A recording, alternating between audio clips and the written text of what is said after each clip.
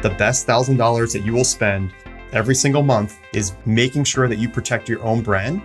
Everyone's conditioned to spend 50 to 100 grand a month on TV, and they know they got to be in the top 3. They also understand that it's going to take a year to work to improve their brand for TV. Where is the disconnect on digital? If you deployed that 50 to 100K in Google Ads, you would have immediate success.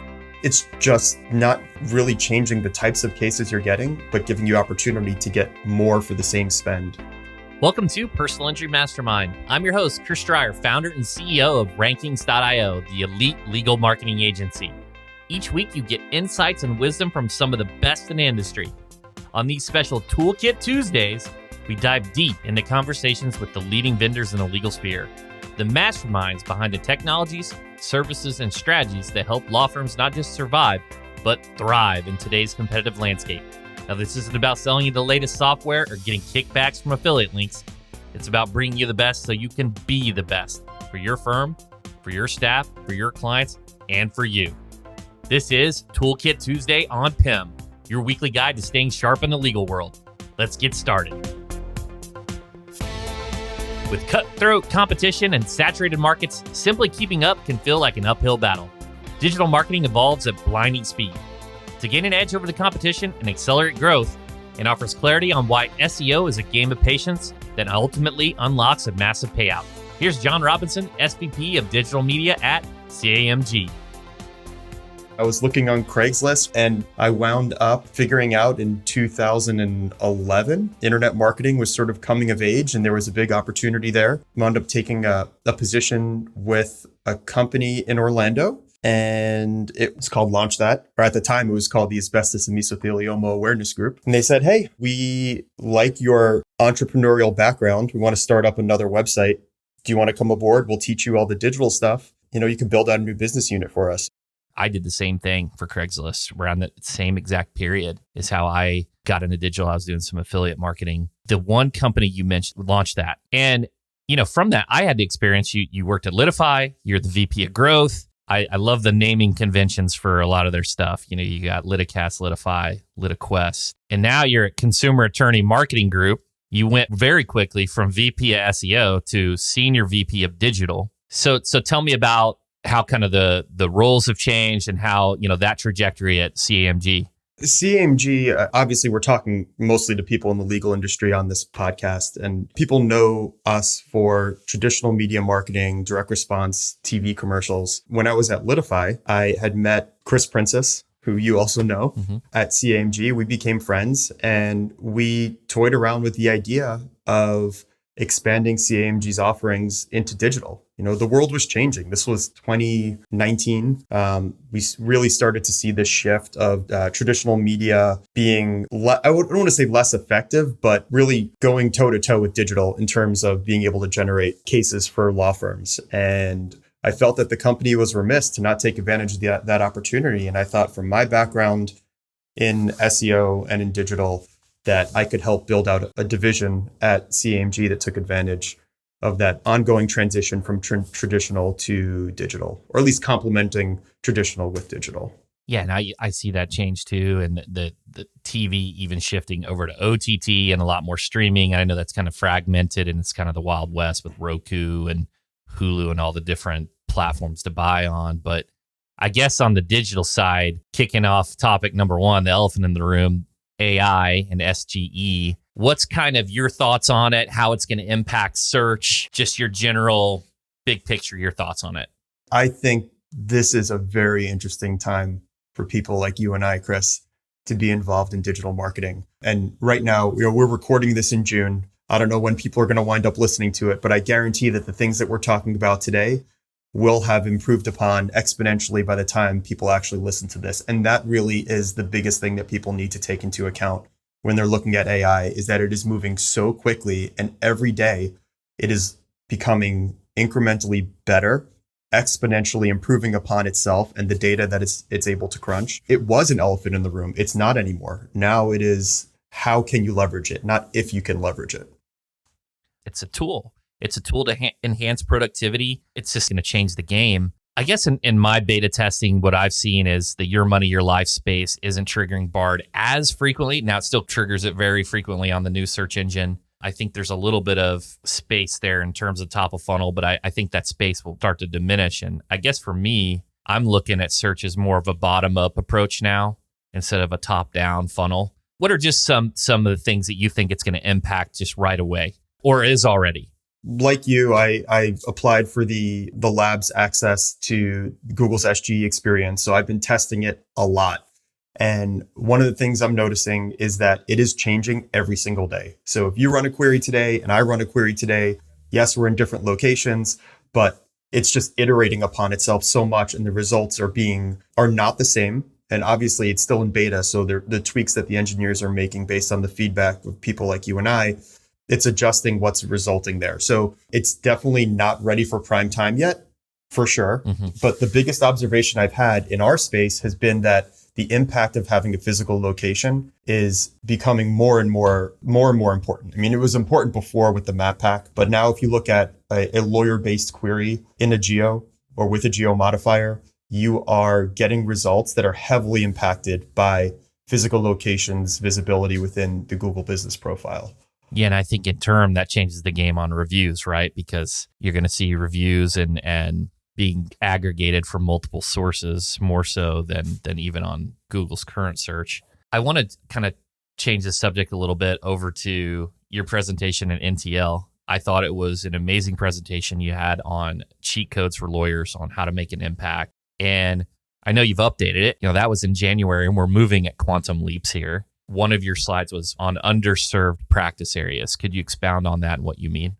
Any lawyer in a market that has a presence in a local market and is trying to generate cases within a specific practice area has to look either deeper within that practice area for sort of sub niches. So if we're talking about medical malpractice, there's a lot of different types. There's cancer misdiagnosis, there's anesthesia error, there's birth injury. Going deeper into a practice area in your market and understanding what is the competition like for those specific sub-practice areas can give you a treasure trove of opportunity. It may be that, and I'll just continue using the medical malpractice example. It may be that medical malpractice may be extremely competitive in your market, but maybe there's white space in birth injuries or in cancer misdiagnosis. So at its highest level, what I was presenting is that there are opportunities that you need to really research and identify within your market. But if you kind of really dig in, and this is an exercise that takes some time and research, and you look at your market competitiveness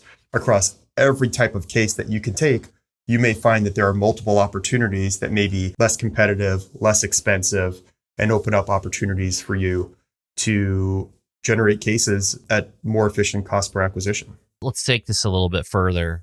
Most of our audience is going to be doing motor vehicle accidents. Is there a way to even sub-niche in the auto? I know we've seen it with Joe Fried and trucking and David Craig and individuals like that. What about sub-niches of auto?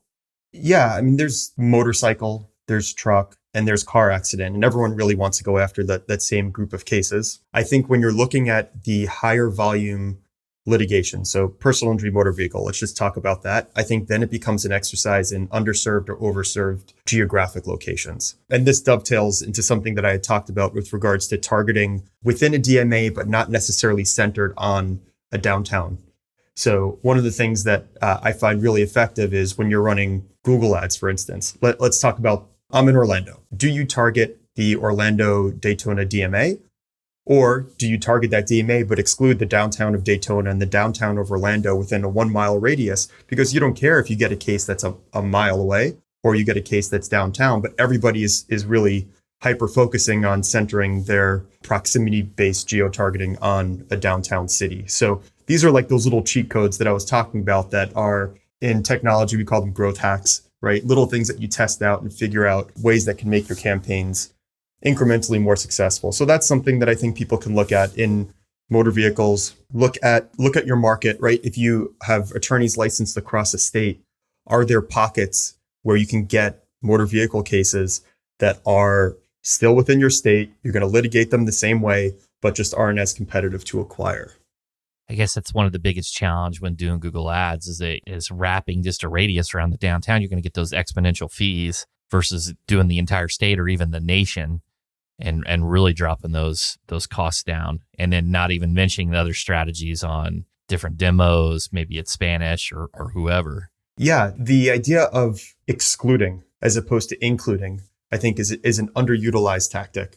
When you layer, I want to include an entire state, but exclude a specific city or multiple cities or a radius within a city. It's just not really changing the types of cases you're getting, but giving you opportunity to get more for the same spend. Yeah, absolutely. I guess that dovetails into the underspending and overspending DMAs. And that is its own being an amazing data point. I hear a lot of the East Coast, the Florida attorneys are upset about the tort reform and they're looking at markets to go into.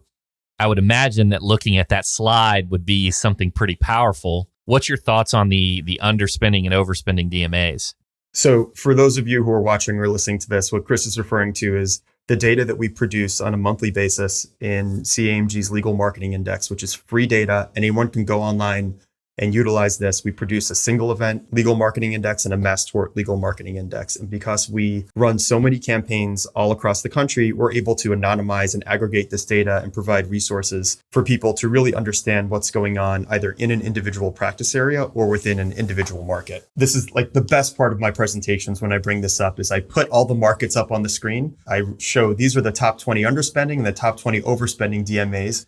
And I call out some of the markets, say, hey, does anyone have a firm in one of these overspending or underspending markets? And tell me what's going on in the market. Portland, Oregon, for some reason, is always at the top on the list in underspending DMAs. And I posed this question at Pilma. Why do people think that Portland is such an underspending market? So when we talk about underspending, we're looking at the total spend in media divided by the population. So you wind up coming up with a per capita spend. And in Portland, Oregon, the per capita spend is 21 cents. If you look at the flip side of this and the most overspent DMA, Baton Rouge, Louisiana, $21. So we're talking about 21 cents versus $21 per person if you're doing your advertising. You could talk about saturation, competition. There are a number of things that can come into account when you're looking at the overspending markets. But on the underspending side, I think there are things that you really have to think about specifically why each individual market is underspending. I think that the laws, you were talking about tort reform in Florida. I think we're going to wind up seeing some of the Florida markets start creeping in here, but the laws in Oregon aren't necessarily the most friendly. You don't see firms that have a presence outside of Oregon saying, hey, I'm going to go move into Portland because it's such a friendly market. People have talked about exploring it just because of a cost perspective with some of the data that we've shared. But that's one thing. Are the laws within the state or city worth expanding your practice into? The next is just from a competition perspective. You look at the other firms that are in a market. Are their tactics not as, say, advanced as some tactics that you're seeing in some of the more aggressive West Coast, Northeast, Southeast markets? Adoption of new ways of marketing may not be as prevalent. So each one is really unique. I think you have to dive into each market and look at the landscape to truly understand what's going on. It's always amazing to hear that. And I would think that maybe some of those downsides of the laws would be, if you can get more buy on your ad spend and you're the only one that stands out, maybe that kind of makes up for it and makes some of these a little bit more appealing. One thing that I find really interesting is a topic on capitalization. A lot of times, even from a search perspective, they're like, oh, SEO doesn't work. Well, my budget was $1,000 a month because some SEO agency took that $1,000 a month in a major market, or they're trying to do Google ads at $5,000 a month. Where does capitalization fit into all this and properly allocating the amount of money to invest into a channel? That's a great question. I think you and I have similar conversations with our clients and with potential clients around this topic. Generally speaking, a motor vehicle case, if we look at across the country, is going to cost somewhere around $2,500, $3,000 a case. You look at more of the competitive markets, maybe $4,000 a case, could even go north of that.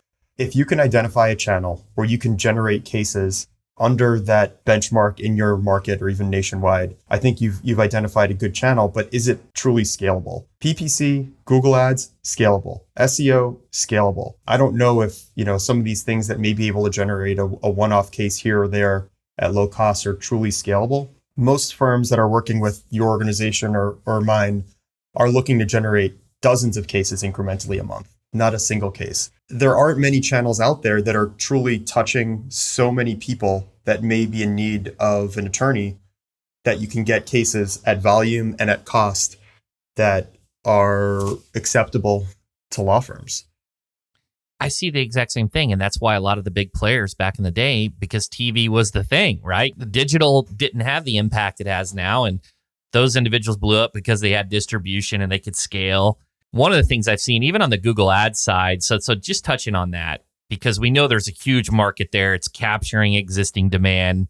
It's the core search engine. Where does things like Performance Max fit in? And the reason I'm asking this is because I'm sure many of you listening, if you've done Google Ads, have received Morgan & Morgan's cease and desist to quit bidding on their name and add their name as a negative keyword. But the thing is, with Performance Max, if you don't do an account-based level negative keyword, you're going to be bidding on people's names. So like, where does that fit in? Is that ethical? Like, how do you think of that? Because we know you can get cases cheaper from that tactic. Okay. We always advise our clients not to bid on competitors, right? You are effectively starting a relationship off with a bait and switch. You're making it harder on your intake team to try and convert that lead. You're always going to have the concept of, they were looking for someone else. So you better do everything possible that you can to make sure that you are handling this case exactly right. Because at the first opportunity that something goes wrong, they may realize like, oh, well, I did go with firm Y and I was looking for firm Z. Maybe I should just go back to firm Z. So there's the sort of offline non-marketing component of this that always needs to be taken into account. Purely from a marketing perspective, yes, you can target another brand and you could wind up getting leads at a lower cost. You can also target your own brand and get leads at a lower cost. So the first thing that I always say before someone starts investing in non-brand pay-per-click is the best $1,000 that you will spend every single month is making sure that you protect your own brand, because Google Ads algorithms are going to give you a lower cost per click than the competitors who are trying to bid on your brand. They cannot put your brand in their ads. That is not something that they can do. They can show up for your keywords, but they can't bid. They can't actually show ads that show your brand. So they're using the fact that they can bid extremely high for your brand to try and jump over you. All you have to do is just protect yourself and do the right things. And it costs you effectively nothing in the big scheme of things from a defensive mechanism. From an offensive standpoint, I just think it's bad business, because if you are going to do this to another firm, they're just going to do it to you and you're going to go back and forth. It's just, again, we go back to scalable tactics. Is that really a scalable tactic? Yeah, and so staying on the capitalization and kind of strategies, because that is a strategy we've seen, lead gen companies and other companies that sell leads, they do that, right? And it's well known is, when you're looking at just a standard market and you're thinking about Google Ads, you said $2,500 a case average, could be in California, maybe $4,000 or $5,000 or higher spend. If we're just looking at that $2,500 case acquisition, what type of economies are you looking at? Are you looking at a minimum $25K? If we're trying to guide the PI attorneys here, what would be a minimum of investment you would say, hey, if I'm going to play in this channel, this is what I'm looking at? For SEO, I tell most people it's at least $10K. If you're in PI, there's some exceptions, but in most cases, it's at least $10K. Like, what are we looking at from like a Google Ads perspective? Well, it becomes a numbers game, right? Before we talk about the business of law and the acquisition cost of a quality case, you purely look at the numbers and let's do some math. If a cost per click is going to wind up being, I don't know, $100, $200, how many clicks are you actually getting if you're only spending $1,000 or $2,000? You could wind up saying, oh, this tactic doesn't work. Well, if you look at the data, it's because you didn't actually spend enough to get an incremental case. You have to look at this purely from a numbers game.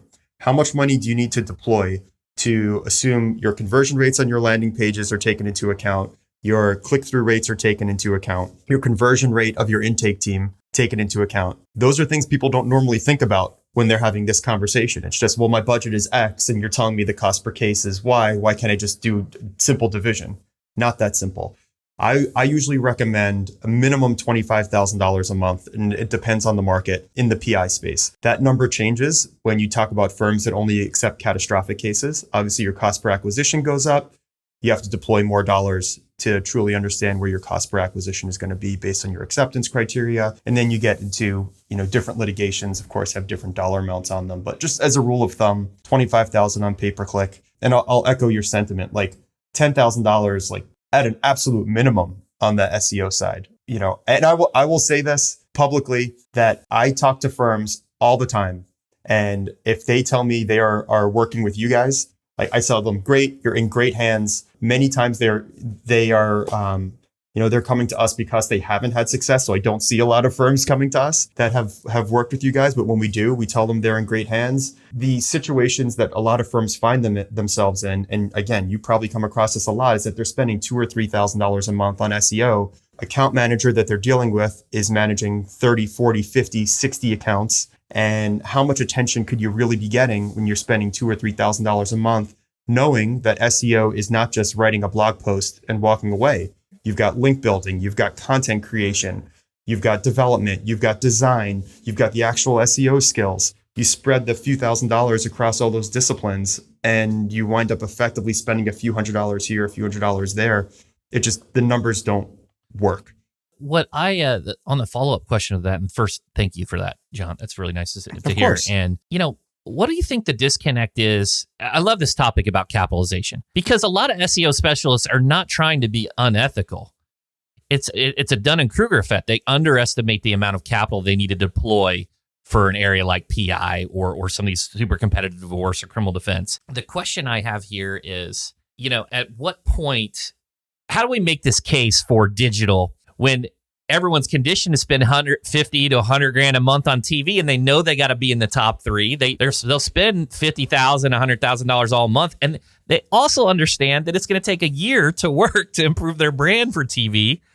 Where is the disconnect on digital? I don't understand it, because if you deployed that 50 to 100K in Google Ads, you would have immediate success versus the year that it's going to take for TV to start to have an impact. Now, I know there's benefits of direct response versus brand, or brand versus direct response, but where is that disconnect?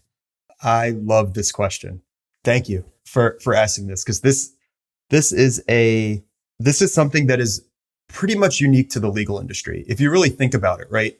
Would a commerce brand, and not even a commerce brand, e-commerce brand is just kind of what we talk about all retail brands now, right? Would they ever think in a million years that I could spend so much more money on TV and have more effectiveness than by using digital mechanisms? Absolutely not.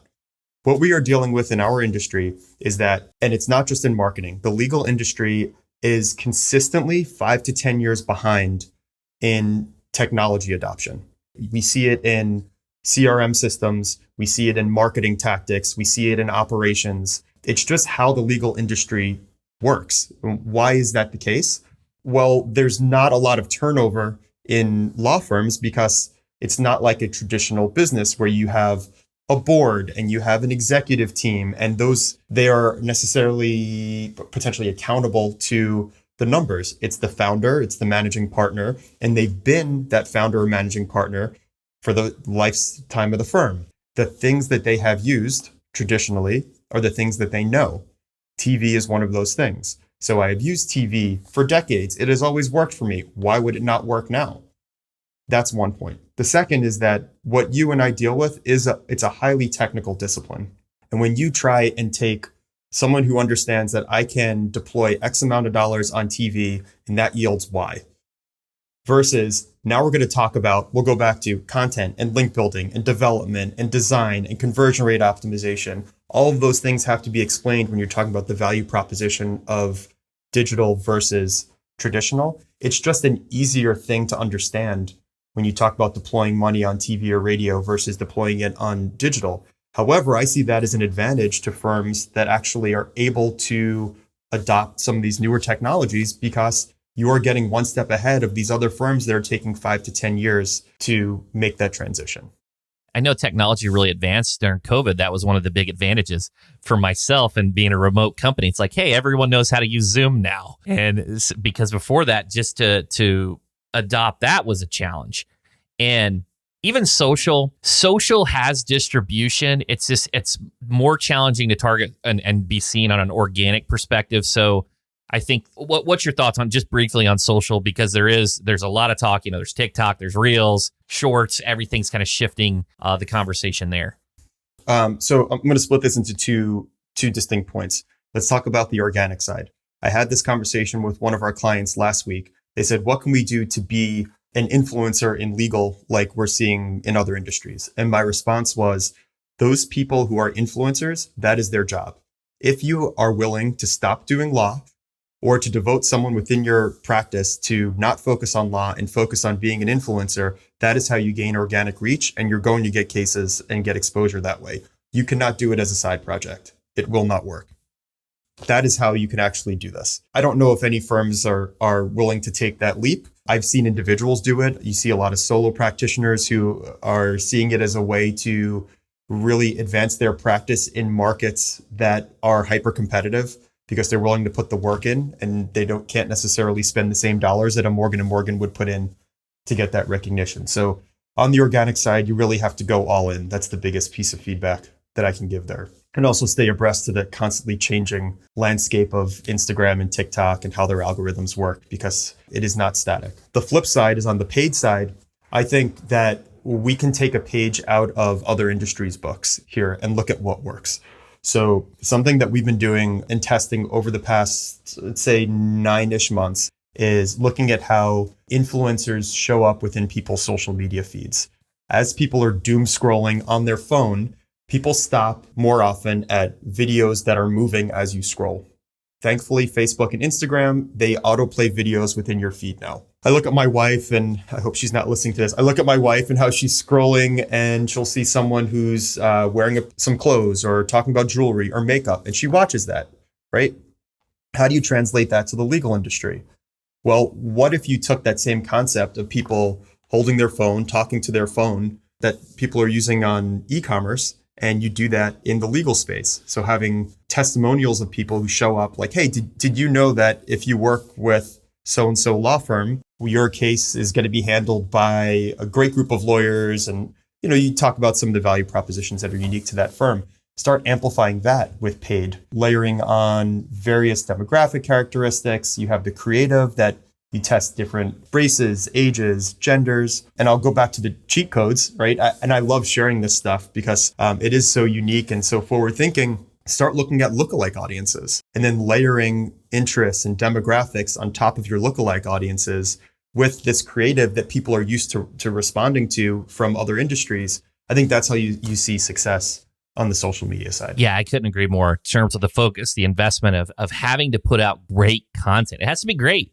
It has to be entertaining. There's an excellent book, Snow Leopard, where it talks about reaffirming beliefs and humor and using that as a method of attacking a broad TAM. But if you go too narrow, you're just talking about the area of law, hey, guys, you're going to have to pump some ads behind it to be seen, because the social media, how they monetize is first, you get a lot of organic reach, but as soon as they get enough content, they're going to crank down that organic reach and make it pay to play.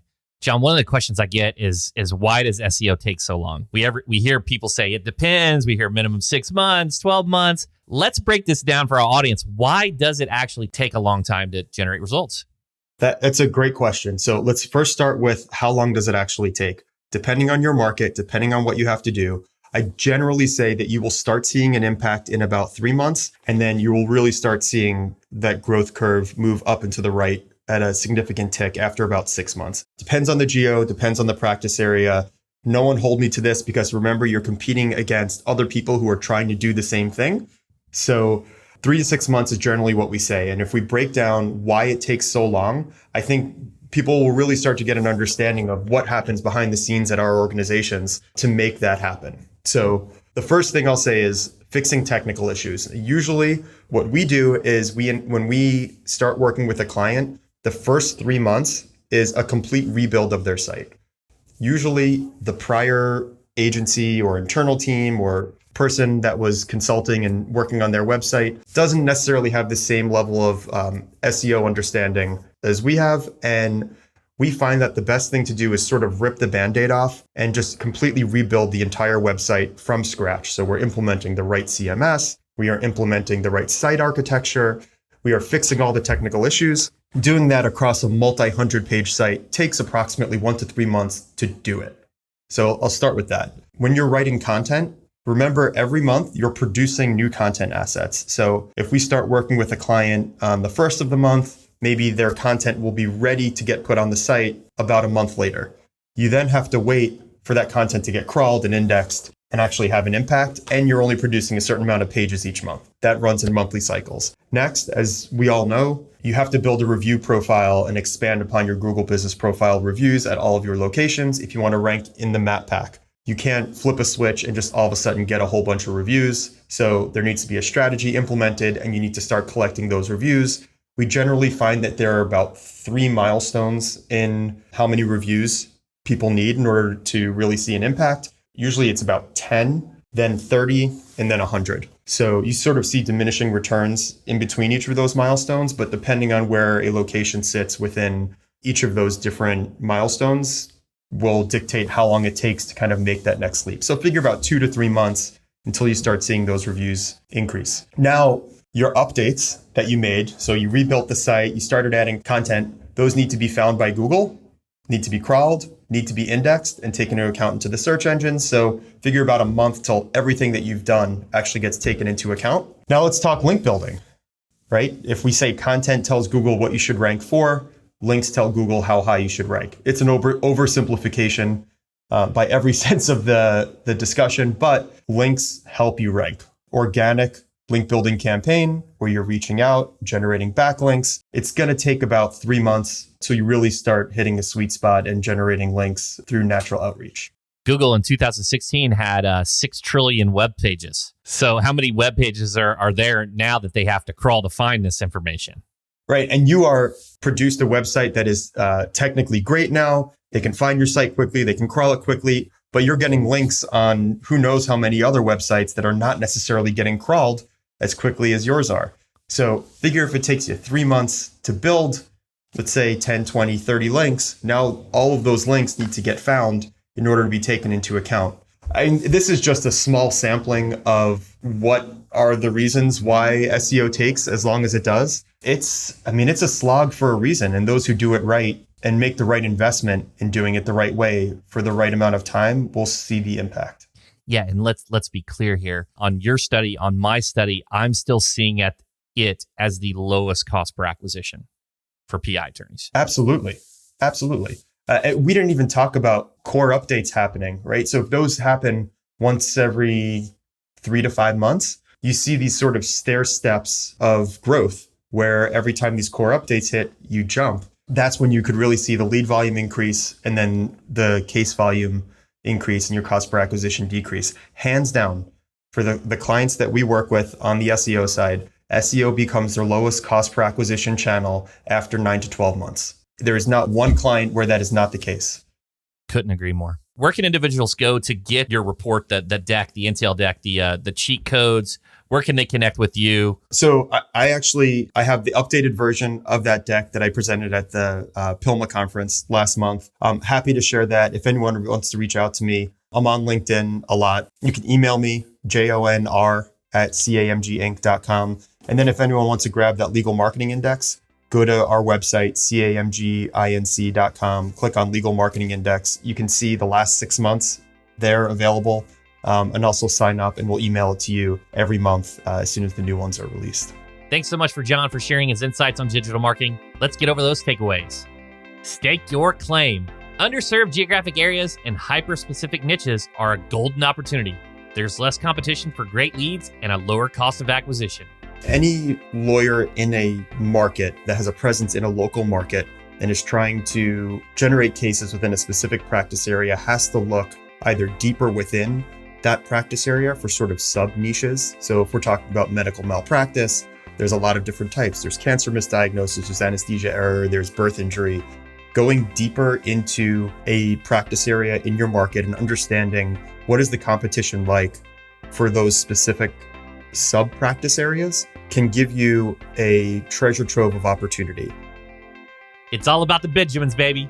To see results in SEO, you need to have the right capitalization, make smart investments, and see big results. Knowing that SEO is not just writing a blog post and walking away. You've got link building, you've got content creation, you've got development, you've got design, you've got the actual SEO skills. You spread the few $1,000s across all those disciplines, and you wind up effectively spending a few $100s here, a few $100s there. The numbers don't work. Be patient. SEO works wonders, but it can't happen overnight. For increased visibility and higher rankings, you need patience. But trust me, it's worth the wait.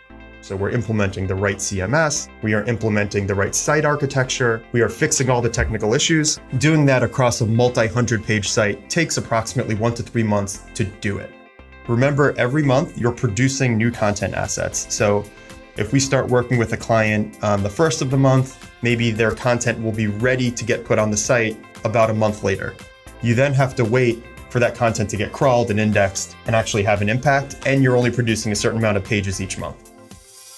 All right, everybody, I hope we added a few more tools to your kit. For more about Jon, head over to the show notes. While you're there, leave me a 5-star review. I'll be forever grateful. Thanks for listening to Personal Injury Mastermind with me, Chris Stryer, founder and CEO of Rankings.io. Catch you next time. I'm out.